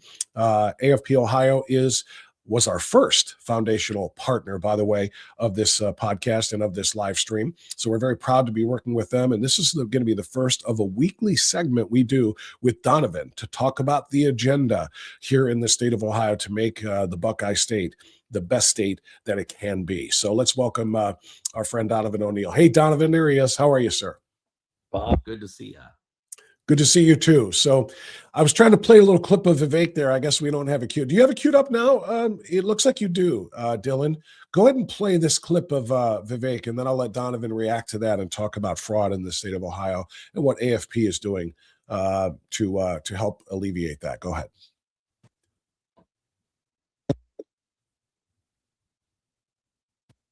Got it? Today, that struggle ends with the easiest solution that a governor and a state government can deliver.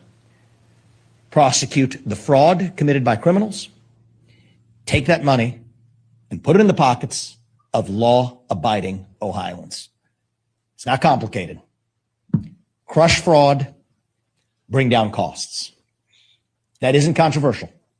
That isn't just for the people who vote for me. That isn't just for Republicans.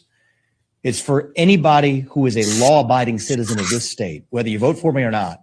We're bringing down your healthcare costs. We're going to make healthcare more affordable. We're going to increase your wealth, and we're going to increase your ability to secure the health of your family. That is your God-given right as an Ohioan. That is part of the American dream that we're going to restore when I lead this state. And I don't care what you call yourself. Republican, Democrat, independent, libertarian, politically homeless, doesn't matter.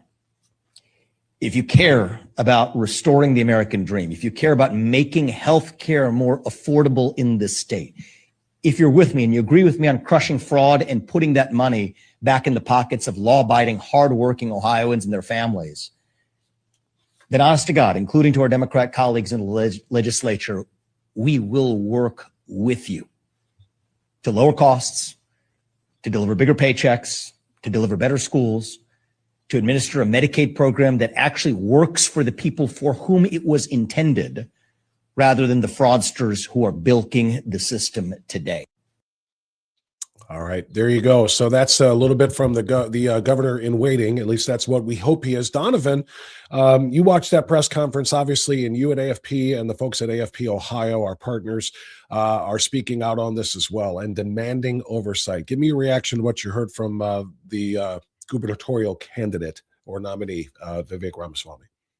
Well, I think that's the kind of leadership you want to hear when, you know, a massive fraud scandal is erupting within the state. And it's what, you know, unfortunately, Governor DeWine and his appointees have failed to deliver in the comments that they have made. You know, we've been talking about this issue for a while. A lot of organizations have been talking about the fraud, waste, and abuse within the Medicaid system for a long while.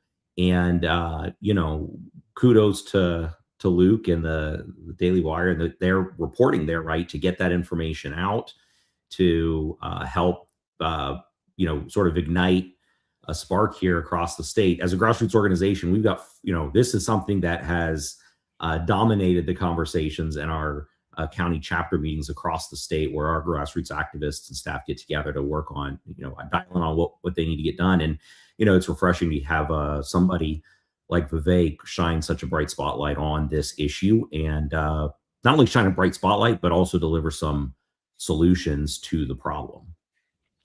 Yeah, and that's what we're looking for here, Donovan, and that's what I know AFP-Ohio is about. It's not just about, complaining about it. It's how do we solve it, and how do we make whole that which was taken from us?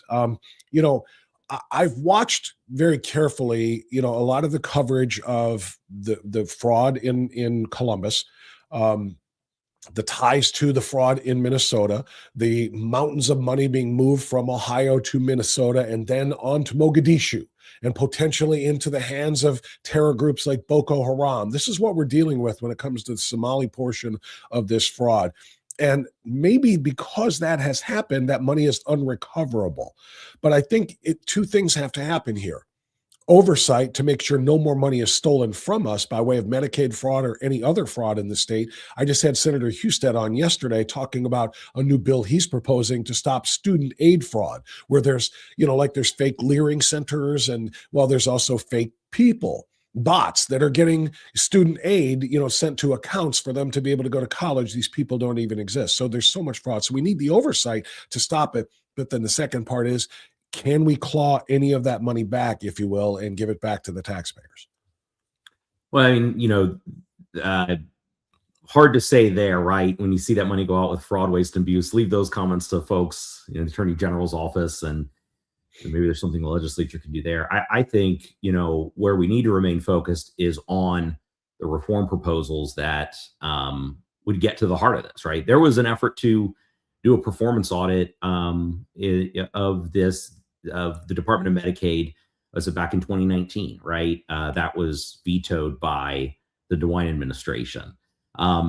Representative Mike Davila, Buckeye Blueprint champion Mike Davila, had been talking about this during his first stint in the legislature. And thank God, right? He saw, as he came back last year, to incorporate, allocate monies to do a performance audit of the Department of Medicaid last year, right? And so there are problems that have just permeated these programs that are inhibiting, quite frankly, right? Here's why do we need to get this under control. One, root out the fraud, waste, and abuse. Don't want to be sending good money after bad, especially when it's hard-earned taxpayer dollars.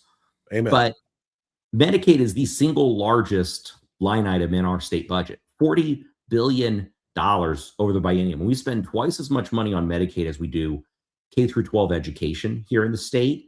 If we want to get Ohio to be 0% income tax state, if we want to empower families with school choice and put money to the front lines of education, if we just want to be, fiscally sound as a state in this 50-state union, getting the fraud, waste, and abuse under control in the Medicaid program is mission number one for the next administration. Because, quite frankly, right, this current administration, the White administration, has a record of failing to hold cabinet level officers accountable for minding the store, from Amy Acton over Department of Health to Maureen Cochran leading the Department of Medicaid while this fraud was happening right under her nose. We need an executive who's going to actually take these things seriously and hold their department officials accountable for good stewardship of the taxpayer dollars we send to Columbus. Donovan O'Neill is our guest. He is the state director of AFP-Ohio, Americans for Prosperity Ohio, which is our partner, by the way, here at Strictly Speaking Unfiltered. How does the partnership work between the feds and JD Vance, who's kind of taking over what is, the new version of Doge, if you will, the task force to root out the fraud? They're focusing on Minnesota, they're focusing on California, but I believe Vice President Vance is going to be back here in Ohio the first week of June to focus on Ohio as well. And also at the federal level, the Oversight Committee, James Comer has tasked, I think it's Brandon Gill from Texas, to try to also, to dig into the states, fraud in the states, including Ohio. So how do our state executive office holders partner with the federal, both at the executive level from Vice President Vance to the legislative level from the Oversight Committee. There's a whole lot of people who are going to have to collaborate in getting this under control, it sounds like. Any idea on how that works? Well, part of the reason this fraud was able to exist in the first place was a federal waiver, as I understand it, right? An 1115 waiver that the state had requested from the federal government to be able to administer these home healthcare programs. Yeah. But the missing piece there was the oversight and making sure that those dollars were being properly managed. I mean, programs like Medicaid, right? One of the other reasons our Medicaid spending at the state level is so high is if you go back to the Kasich era, where they under the Unaffordable Care Act that was brought upon the state, that's increased premiums and healthcare costs from coast to coast. One of those elements was expanding Medicaid in the states as a way to fill some of the gap and provide people with coverage, not affordable coverage, but coverage nonetheless, I suppose. And so the whole thing, right, is a ball of state and federal spending hand in hand. I think what's great, right, is, and it's going to take, if we're going to actually get this program under control and address the problems that exist within this, it's going to take having a good state and federal partnership that aren't just paying lip service to the fraud, waste, and abuse, the problems within the program, but are actually beginning to address the core issues. This is a problem, right, that doesn't just impact our state budget, our state spending, but it impacts the federal budget, right? $39 trillion and counting. A lot of that money is going into subsidizing and paying for healthcare programs that, as we're seeing here today, right, are full of fraud, waste, and abuse, and good money going after bad.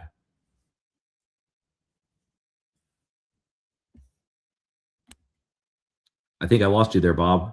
I might have muted you, or you muted yourself.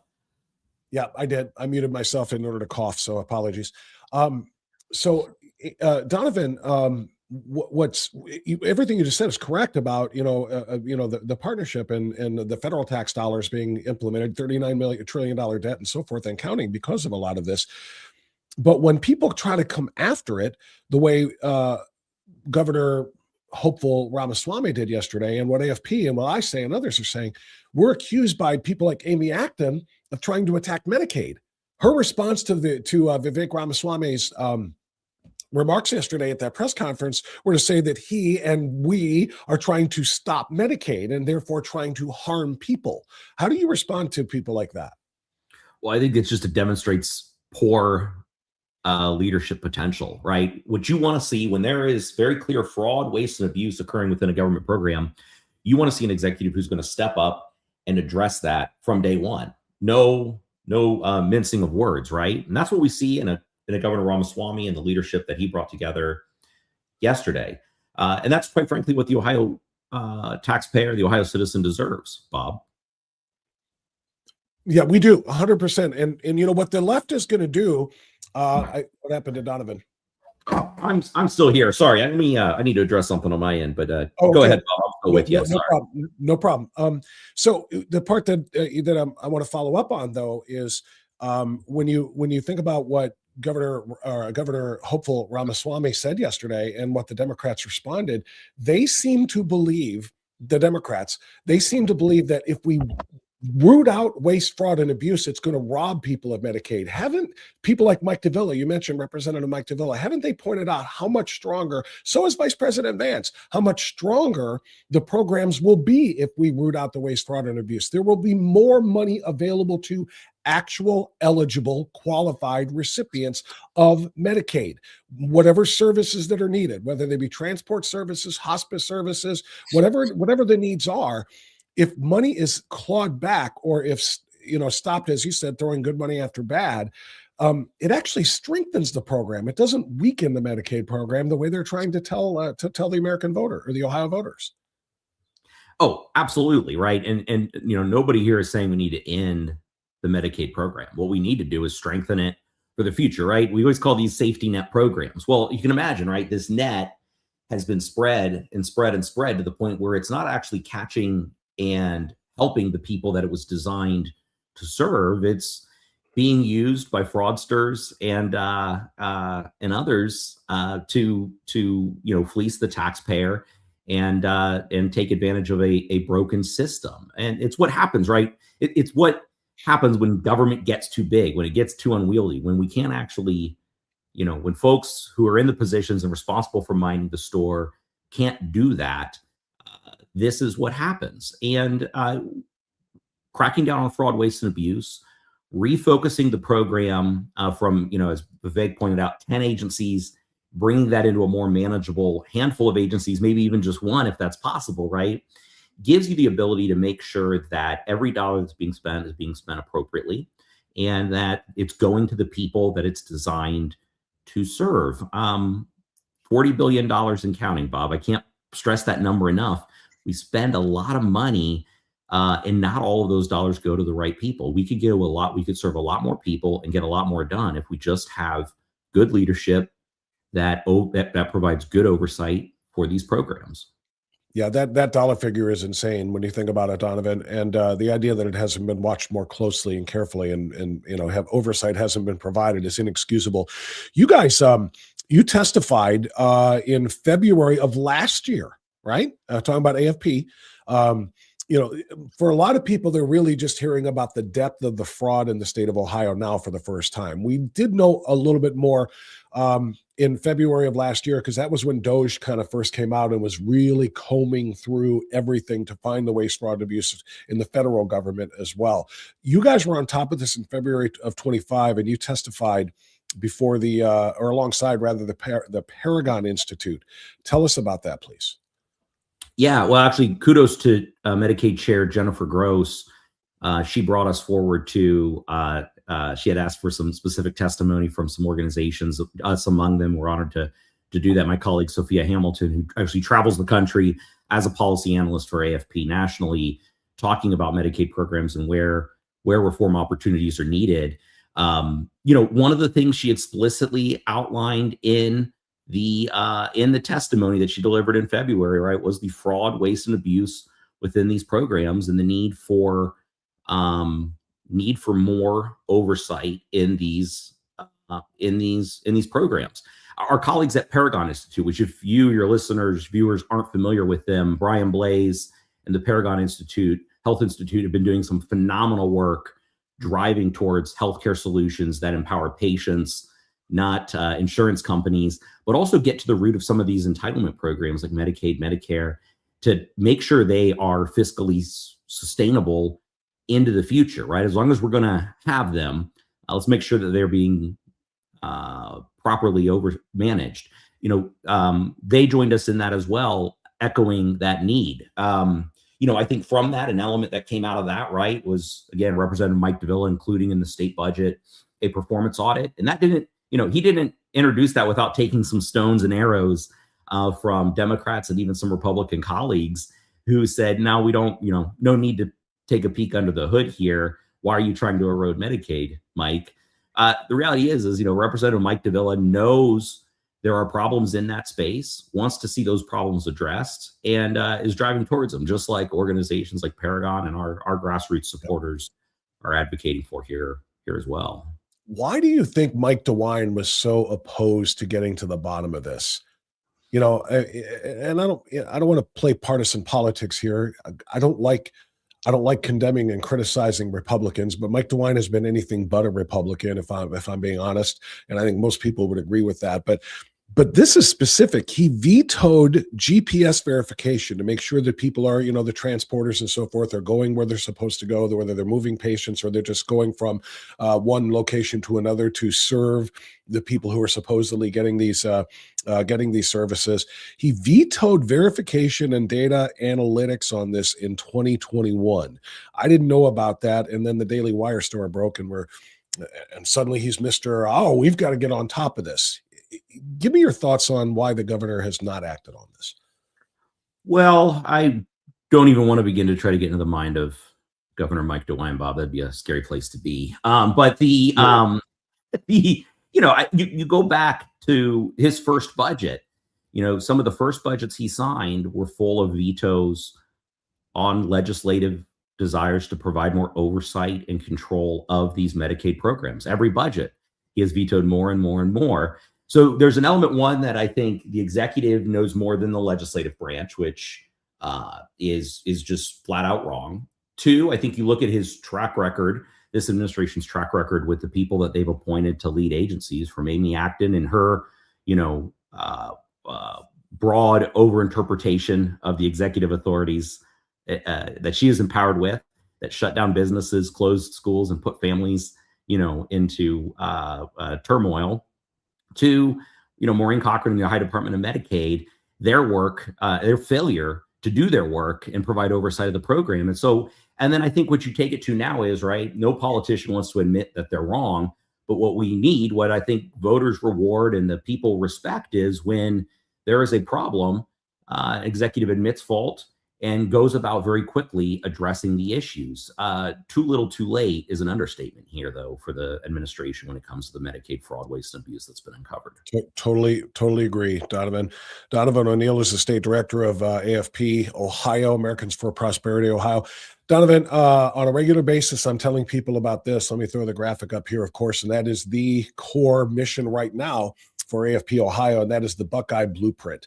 The Buckeye Blueprint is an entire website dedicated by AFP-Ohio to making Ohio, well, better than what it is. It's in the middle of the country, both geographically and statistically.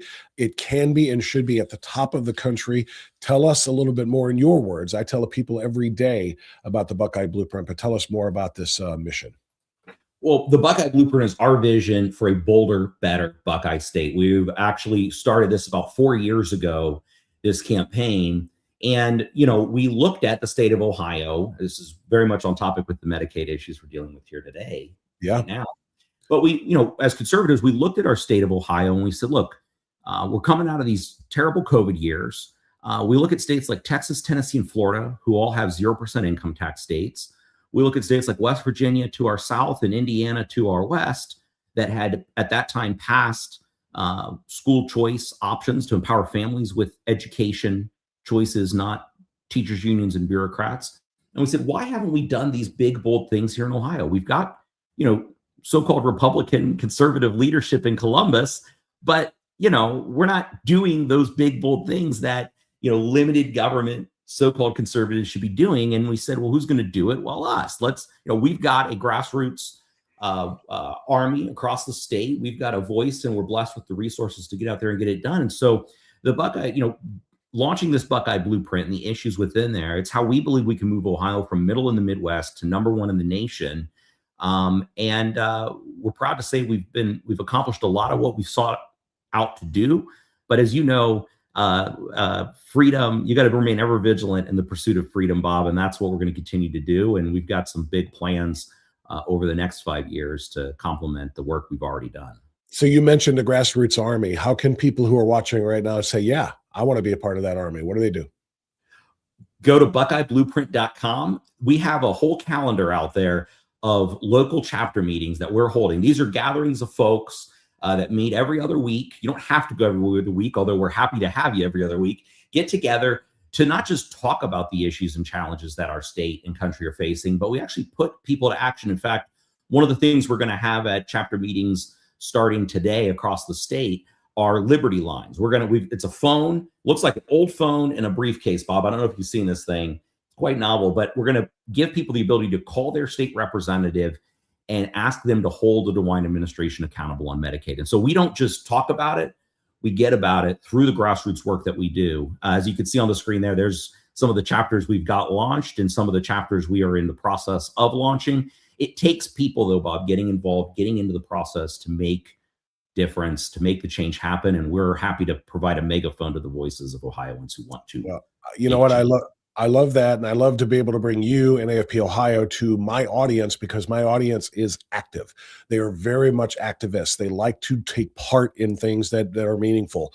And that's one of the reasons they support this podcast. That's why I'm so proud to partner with you guys, because you will find people who want to be a part of these chapters, go to these meetings, start new chapters, whatever the case might be. So reminder to everybody, as Donovan just said, BuckeyeBlueprint.com, BuckeyeBlueprint.com. I'll tell you this every single day and remind you, if you want to be a part of something bigger to help improve the Buckeye State and make it what it can be and what it should be to improve all of our lives from the small community level all the way to the state level, this is the way. It's BuckeyeBlueprint.com. Donovan, great first segment together. We're going to do this once a week now, schedules allowing, of course. I know there are things that happen, but I'm looking forward to talking every week about what we can do here in the state of Ohio. AFP-Ohio is doing extraordinary work. So thank you for this. Thank you for supporting the show, and we're going to do it again next week. Bob, thank you for all that you're doing as well. It's great to partner with you because you have a strong voice for the state, and the grassroots loves you. So thanks for having me on. Amen. It's a perfect match. Thank you, Donovan. All right, there you go. That's Donovan O'Neill, and right to the top he takes us. That was terrific. So yeah, I'm very serious about what I said. The reason why I'm getting financial support from organizations like AFP-Ohio is because they know what I have in this audience. It's not the biggest audience in the state yet. We're still growing it, obviously. We're about 4.5 months into it. We hit 5 months yet? Not yet. But it's an active audience. It's people who make a difference. You know, the people who are my Unfiltered insiders in particular, they're coming to every event, every active event that we have. They're trying to support what we do. And it's a difference maker. And that's the reason why groups like AFP-Ohio want to be a part of what we're doing here. All right. So let's have a peek into the chat room. We had a lot of really active stuff going on during the interview with Jonathan Broadbent and Dan Schultz. And I threw some of those up while we were talking to them, but let's see what we have here as we get ready to close here. Charlie says, we conservatives tried with Ken Blackwell. I love Ken Blackwell, by the way. He's going to be back on again soon. It's been a little bit since I've had Ken on. Who defeated Rhino Jim Petro, but Strickland beat Blackwell. I'm hoping Vivek Ramaswamy is a true conservative. We will see. I have faith in that. I really do, in that fact, or that will be a fact. Sherry says, I think many people don't fully understand the flow chart of political organizations. I'm learning, but I certainly don't understand it well at all. And that goes back to the precinct committeemen that Dan Schultz and Jonathan Broadbent were talking about. And that is exactly how that flow chart goes. The power really rests at the local level, not at the highest levels, believe it or not. Let's see, what else do we have here? Sharon says, I also think we fail to praise the elected officials who are doing a good job. We tend to criticize what we disagree with and not support what we do agree with. Facts. I try to do that. Whenever something good happens, can you dig it our way through? And I'll tell you about all of that good news and all of the good work that is being done. But you're right, in a larger sense, we don't do enough of that. Let's see what else. If my candidate doesn't win the primary, I'm taking my ball and going home. That's the mentality that a lot of people have. And I don't think we can do that. We cannot do that. In fact, it's not even, I don't think, it's a fact. We cannot do that and expect to beat the Democrats. If we stay home, the Democrats take over the state. And that's a step toward them taking over the country, because Ohio's role in national politics is extraordinary. Let's see, what else do we have? Hard to sign up. Call your local county Republican headquarters for county precinct info. DB Jones says, don't give in to despair. That's exactly what the enemy wants. Get involved in the precincts and make we the people your daily mantra. Let's see. Roz says, no, I don't know about the stream. She said, is the stream being jerky? We had a little bit of a glitch there with Donovan, but I think it was on his computer's end. I think everything else has been good.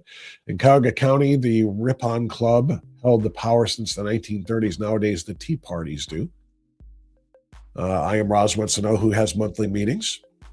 It's a great question. That's what we need to find out. Sharon says, we used to do that, but different chairs came in and the practice stopped. Cuyahoga doesn't even meet every quarter. That's a problem. What's Ground Up say? Dan is very inspiring. I'm going to look into Medina County. Love that. Love that. Ground Ops. That's fantastic. Exactly what it's all about. Deb says, let's see, only 1/3 of people on this chat have even clicked the like button. Yeah, what's up with that? Come on, chatters. Get up in there and hit the like button. You know this is about algorithms. If we want them to respond, we've got to give them engagement, okay? So please click that like button. Deb, thanks for calling them out. Dan is right. We are on a glide path to oblivion. It's not too late to pull back on the stick and avoid disaster. However, get involved and volunteer. Amen to that. Macromia reminding us Vivek is speaking at 4 o'clock at Liberty Valley Church tomorrow. Doors open at 3 p.m. I did know about that, so thank you for that reminder. A couple more here before we're done. Most of these people are strategizing, which is great, by the way. Absolutely fantastic that people are literally sharing where our AFP chapters, where our precincts, committee meetings. That's fantastic.